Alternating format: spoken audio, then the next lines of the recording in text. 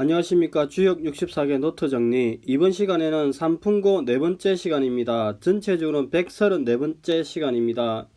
이번 시간에는 이제 지난달에 병폐를 이제 6구와 3구에서는 이것을 제거하고 난 다음에 명예롭고 되는 거고 은퇴하는 것에 관한 이야기입니다. 자, 개별효를 같이 한자와 같이 보겠습니다. 한자를 먼저 같이 한번 읽어보겠습니다. 유고, 간부지고, 용예, 상활, 간부 용예, 승이덕야. 아버지의 일을 주관함이니 명예로울 것이다. 상활, 간부 용예는 덕으로서 이어받음이니라. 이렇게 이야기합니다. 효 위치를 보면은 기본적으로 이렇게 중을 얻었으나 제자리는 아니죠. 그리고 6, 9위와 응합니다.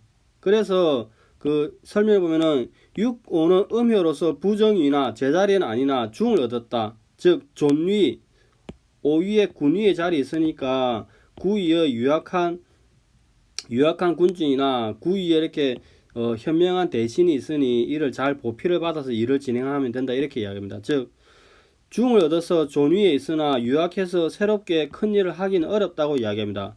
그러나 아래에 중정한 구위 신하의 보살핌이 있고 스스로 유중한 중덕을 쓰니 명예롭게 되는 것이라고 이야기합니다. 부연하에서 이제 황태현 교수님은 존위인 유고는 강중한 구위와 같이 유능하고 현명한 신하와 화합해서 강력한 도움을 받아서 지탱할 수 있는 효라고 이야기합니다. 즉 아비의 문란은 어쩌면은 존위의 지나친 유약성으로 해서 생긴 것이므로 이런 때는 오히려 어진 신하의 섭정이 필요하다고 이야기합니다. 즉 유능한 신하를 얻어서 창조적인 개혁은 아니어도 근본적인 개혁은 할 수 있다. 이렇게 이야기합니다. 그래서 결국에는 이렇게 명예가 오는 거죠. 명예로울 것이다 이야기하는데 우리가 실제로 이제 효를 받았을 때는 이제 이 명예 이게 어떤 의미인지 이제 검토가 조금 더 필요한 것이고 이 덕을 어떻게 봐야 될지 조금 검토가 필요한 것 같습니다. 그 전체의 그 삼풍고 괴 전체 취지와 연관해서 보면은 충분히 이해가 올 것이라 생각을 합니다. 이제 상구에 대해서 보겠습니다.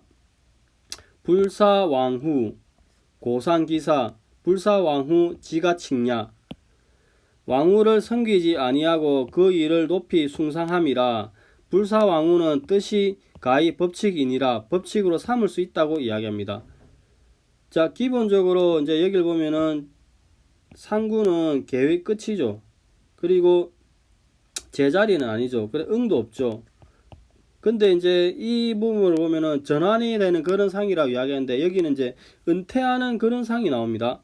즉 보면은 상구는 양강이고 고개의 끝에 있다. 아래 응효도 없다. 이렇게 이야기합니다. 그래서 이 일반적인 설명을 하기를 아버지 때의 일을 수정부한 개선한 뒤에 이후의 자세에 관한 이야기로서 공을 세웠으면 왕과 제후를 섬기지 않고 초야에 묻혀 은퇴하는 상이라고 이야기합니다. 즉 불사왕후는 모든 일이 이루어진 뒤에 출사하지 말고 초야로 되돌아간다고 이야기합니다.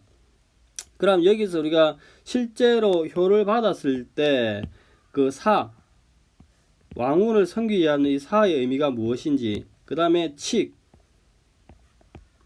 이 원칙이 무엇인지 조금 고민할 필요가 있는 것 같습니다. 그리고 이제 황태현 교수님은 두 가지를 나누어서 설명합니다. 논리 1은 큰 지혜를 가진 현인 군자가 왕후를 만나서 일을 하다가 이 현인들이 이 왕이 고혹 증세가 인해서 문란이 더 이상 막을 수 없을 정도로 진행되는 상황에 이르러서 자기가 스스로 신하로서 도리된 일을 다 하고 난 다음에 왕후를 떠나서 은둔하는 것이라고 이야기합니다.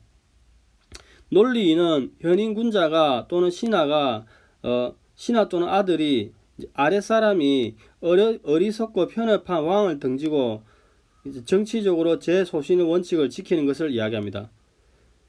그 전체적인 보면은 이제 왕후의 고혹 정세나 점진적으로 침륜되는 것을 보고 이제 이런 더 이상 교정하기가 힘들겠다 생각하면은 이제 왕후를 떠나는 그런 상을 이야기하죠. 그래서 논리 1과 논리 2는 조금 뉘앙스의 차이가 있기는 있습니다. 그래서 실제로 이제 효를 받았을 때 이 부분을 조금 더 고민할 필요가 있는 것 같습니다. 자, 여기가 일반적인 설명이고 다산의 설명을 같이 보겠습니다. 간부지고 글을 보면은 간부지고 용예 상활 간부 용예 승희 덕야 자식으로서 아버지의 허물을 잘 보완하니 칭송받을 일이 있을 것이다. 덕으로서 이어받음이니라. 상활 아버지의 허물을 잘 보완하기 때문에 칭송받는 것은 덕으로서 아버지의 일을 계승했기 때문이다. 이렇게 이야기합니다. 그러면 여기 이제 물상을 보면은 삼풍구 본상이 이제 그 6, 5가 효변하면은 중풍손이 되죠. 중풍손은 천산둔으로부터 이렇게 왔죠. 근데 천산둔은 아까 저번에 시간에 설명했듯이 12벽계 추이상 이렇게 경향성을 가지면서 오는 거죠. 그래서 천풍구에서 중천건에서 천풍구 그냥 천산둔. 근데 이 과정을 보면은 점점 이렇게 건이 음이 침투하면서 건이 점점 파괴되는 과정이 있는 거죠. 근데 이제 이렇게 천산둔에서 추이를 하면은 이게 추이를 하면은 건이 파괴되는 그런 상황을 막는다고 이야기합니다. 즉 둔께에서 추이를 하게 되면은 중풍손이 되면은 손의 목재 나무로 바깥을 막으니 마치 판자로 담을 쌓는 것과 동일한 그런 상이 나오는 거죠. 그러니까 저번 시간에 삼풍고 자체에는 이렇게 리의 담장 아래도 손 위에도 손 이래가지고 이렇게 아래 손 이렇게 손이 있어가지고 이렇게 나무를 판자로 막는 그런 상이 있다고 이야기를 한 것이죠. 그 다음에 용예 기쁨이 있을 것이다 이야기하는 것은 아까 그 저번에 얘기했지 중간에 리의 기쁨이 있고 그 다음에 그 하옥계가 태의 말이 있으니까 말씀 칭찬함이 있으니까 용예 칭송을 받는다 이렇게 이야기합니다. 이 리의 담장은 이렇게 나눈 거죠. 아래도 손 본계가 손이 있고 위에도 손이 있으니까 이렇게 손이 있어서 중간에 아까 저번에 얘기했 강을 막는 강을 만드는 그런 상이 있다고 이야기를 한 기억이 납니다. 그 다음에 중풍손은 또 승이덕야는 두 개의 손이 이어지고 있다. 승이덕 이렇게 이야기합니다. 그 다음에 이제 여기까지가 그 6, 5에 대한 설명이고 이제 상구를 보겠습니다. 불사왕후 고상기사 상활 불사왕후 지가칭야 임금이나 제후를 섬기지 않고 세속으로부터 벗어나 그 자신이 이를 높이 숭상한다. 상활 임금이나 제후를 섬기지 않음이니 벼슬을 뿌리치고 초하에 은둔해서 살고자 하는 그 뜻 지가칭야 그 뜻을 본받을 만하다 이렇게 이야기합니다. 자 기본적으로 이제 왕을 짱 박힌다는 이야기인데 이렇게 지천태에서 본계의 모계죠. 이래 추이를 하면서 올라가면은 이제 쭉 올라가면은 간의 산이 나오는 거죠. 그 산의 끝에 이 끝에 이렇게 짱 박힌다는 거죠. 즉 보면은 건이 지천태 합계 건이 1에서 6으로 하면 한 개 양이 저 멀리 간 위에 산을 올라가서 짱 박힌다고 이야기합니다. 이런 것은 임금이 되기를 원하지도 않고 진의 제후가 됨을 지나친다고 이야기합니다. 그는 이 왜 이렇게 하느냐? 삼풍고 아랫계 합계가 손으로서 고결함을 유지하고 감의 뜻을 실현한다는 거죠. 이 감의 뜻은 이렇게 나오는 거죠. 즉 손으로서 고결함을 유지하면서 올바름을 숭상하여서 군자가 세속의 일을 일탈하여 응거한다고 이야기합니다. 즉 비록 감의 사업이 있다 하더라도 임금과 제후의 일은 아닌 것이다 이래 이야기인데 왜 이렇게 하느냐? 뜻지를 실행하는데 이 뜻지가 이제 불사왕후죠. 즉 손으로서 은둔하고 숨어 살면서 감의 뜻을 이룬다고 이야기를 합니다.